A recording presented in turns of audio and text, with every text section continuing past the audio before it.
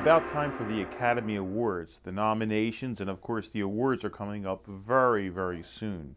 So I put together some lists of what I think will be nominated and then the possible winners.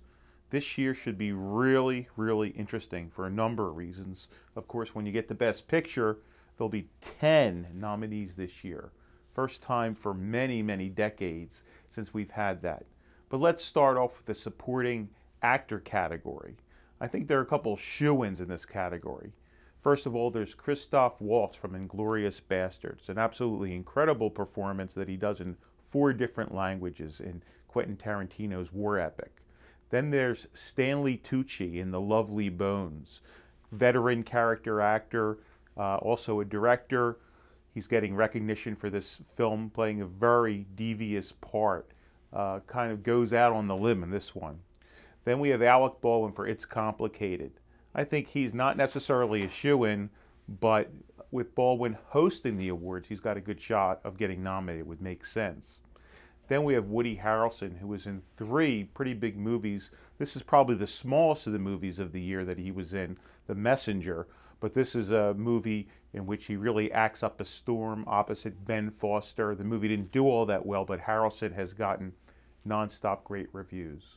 Then the other possibilities in this section of the Academy Awards are Christopher Plummer for The Last Station, in which he plays novelist Leo Tolstoy, Alfred Molina in An Education, remember he was Doc Ock in the second Spider-Man movie, and Anthony Mackie in The Hurt Locker.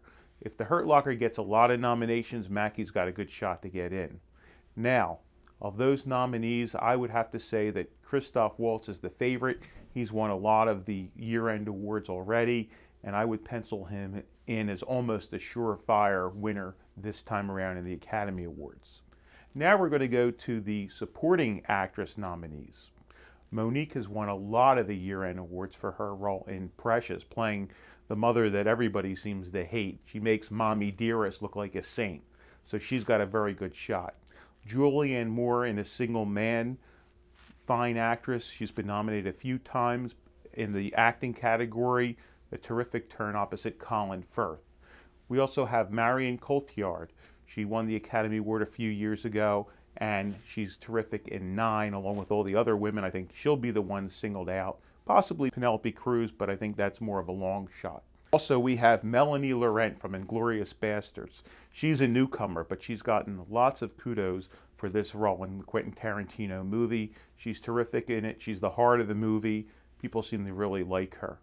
And then there's 2 possibilities for Jason Reitman's Up in the Air. We have, of course, Vera Farmiga and also Anna Kendrick in what I think is a star-making performance. I think Monique is definitely the odds-on favorite here. She'll probably win the award, but if anybody comes to beat her, it will be Anna Kendrick from Up in the Air. She's a newcomer. Sometimes in this category, somebody that people are not that familiar with comes out of nowhere and wins. So go with Monique, with her as the dark horse. So that wraps up the supporting actor and actress categories. Now we're going to shift to the Best Actor and Best Actress category at the Academy Awards. For the Best Actor, George Clooney, Up in the Air. I think he is a shoo-in, at least for a nomination. Colin Firth for A Single Man, British actor who's done terrific work for years, finally getting recognized. Jeff Bridges for Crazy Heart. He's won most of the year-end awards. And will this be an award for his career or for this particular performance playing a washed-up country singer? We don't know. Jeremy Renner, The Hurt Locker, a film that's been getting lots of buzz in terms of end-of-the-year awards and best of lists. And Jeremy Renner really is terrific in the film, an actor a lot of people are not familiar with. The possibilities in this nomination category are Viggo Mortensen for The Road, turning in another fine performance, and Morgan Freeman in Invictus, the Clint Eastwood film where he plays Nelson Mandela. Those are possible, but not necessarily shoo-ins. I say Jeff Bridges all the way. You could pencil him in.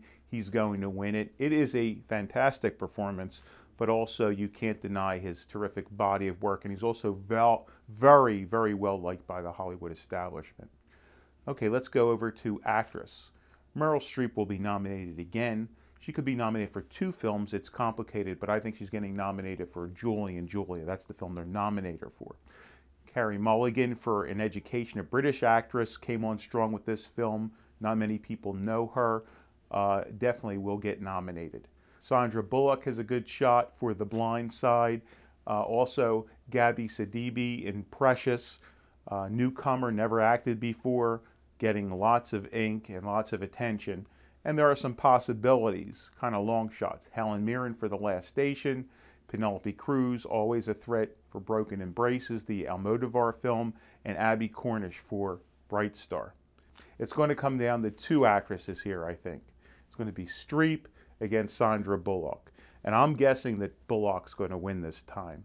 I think I'm not going out on the limb because there are some trends here. First of all, with Bullock, it's an actress that is mostly doing romantic comedies, lighter fare for her career, that does a serious performance here. She's extremely well-liked. She's very engaging, very ingratiating, and I think not that the film is that great or her performance is that strong. I think that the people are going to say, well, Sandra Bullock tried something different and she's going to get it over Streep's performance as Julia Child. The one left in the dust here is Carey Mulligan, who was fantastic in An Education, but it's a small film. People don't know her. They might think, well, she has a lot of time to be nominated for other films. So I think it's Bullock's year. The film did tremendously well on not a big budget, so I say Sandra Bullock is an iffy winner here. Okay, here we have 2 more nominations to go. Let's go with Best Director first. James Cameron for Avatar, Catherine Bigelow for The Hurt Locker, Jason Reitman for Up in the Air, and Lee Daniels for Precious. I think those 4 are definites. Now, the 5th spot, good shot for Quentin Tarantino for Inglourious Basterds, and the 2 directors from Up, really the main director is Pete Docter for Up, and Clint Eastwood, always a threat, with Invictus. They're going to pick 5 of these as opposed to 10 Best Pictures. I think James Cameron's going to win. He's going to beat his former wife, Catherine Bigelow, here. I think Avatar, even though it's big and sometimes there's a response against huge movies, this one's going to be the biggest of all time. I think they're going to give Cameron, again, the award that he won for Titanic. It should be a tight race between him and Bigelow. What's interesting is that at one point, I think that Jason Reitman had a good shot. He had the momentum late in 2009, but things have shifted, and Avatar is just such a big film, it seems to be rolling over everything. Wouldn't be surprised if Catherine Bigelow won for Hurt Locker, but I'm calling Cameron the winner here. Now, for Best Picture, this year, 10 of them, which doesn't make sense unless you nominate 10 directors as far as I'm concerned, but hey, this is the new way. Let's see how it works out. Avatar, definite nomination. Up in the Air, definite, and Hurt Locker. Precious, Inglourious Basterds. I think Up's going to get nominated here as well as in Best Animated Feature. A Serious Man, the Coen Brothers movie, not definite, but has a good shot. And Invictus by Clint Eastwood. In Education, which is a small British film. Now I think the 10th spot is Up in the Air. Either the new Star Trek film that came out, the reboot that everybody seems to love, or District 9, a really inventive, sort of low-budget science fiction thriller that was produced by Peter Jackson.